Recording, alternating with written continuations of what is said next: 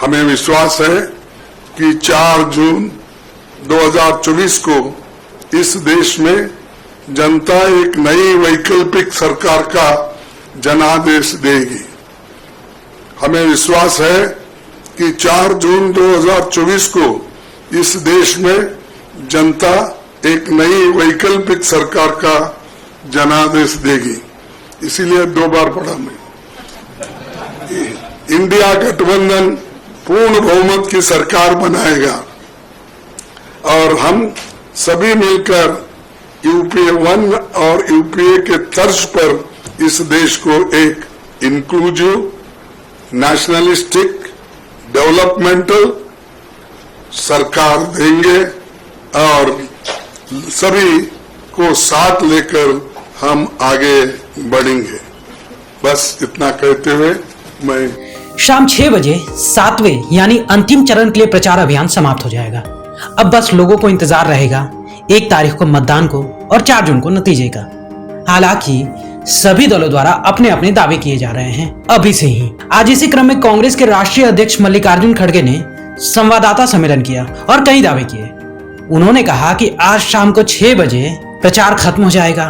18वें लोकसभा का ये चुनाव लंबे समय तक याद रहेगा, क्योंकि इस चुनाव में देश के हर नागरिक लोकतंत्र और संविधान को बचाने के लिए एक साथ आए हुए हैं। पीएम और बीजेपी के प्रमुख नेताओं ने लोगों को धार्मिक और विभाजनकारी मुद्दों पर गुमराह करने की कोशिश की। इसके बावजूद लोगों ने फिर भी प्रमुख मुद्दों को चुना।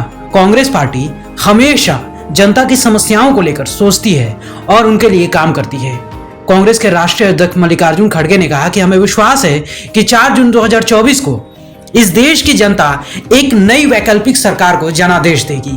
इंडिया गठबंधन पूर्ण बहुमत की सरकार बनाएगी और हम सब मिलकर इस देश को एक समावेशी, राष्ट्रवादी, विकासवादी सरकार देंगे और हम सभी को एक साथ लेकर चलेंगे।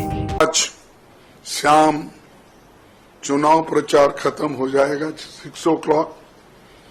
18वीं लोकसभा के लिए हो रहा ये चुनाव लंबे समय तक याद रह जाएगा।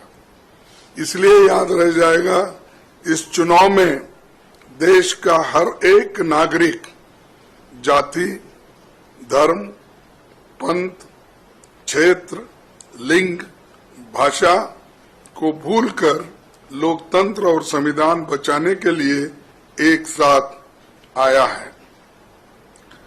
प्रधानमंत्री और भाजपा के प्रमुख नेताओं ने लोगों को धार्मिक और विभाजनकारी मुद्दों को ऊपर गुमराह करने के अनगिनत प्रयास किए। इसके बावजूद लोगों ने ये लोग डाइवर्ट जो करना चाहते थे, वो उसके बजाय मुद्दों को चुना और हमने मुद्दों के ऊपर वोट मांगा।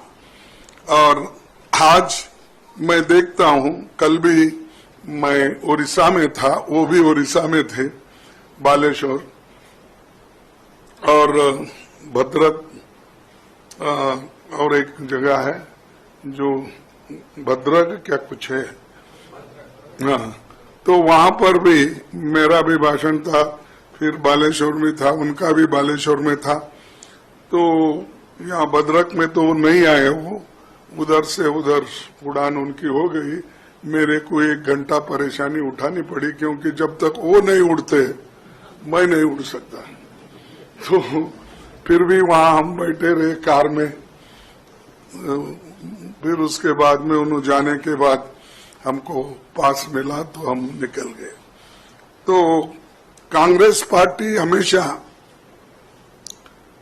जो सोचती है, जनता के समस्या को लेके सोचती है और करती भी है काम, और हम करके भी दिखाए, आपको मालूम है।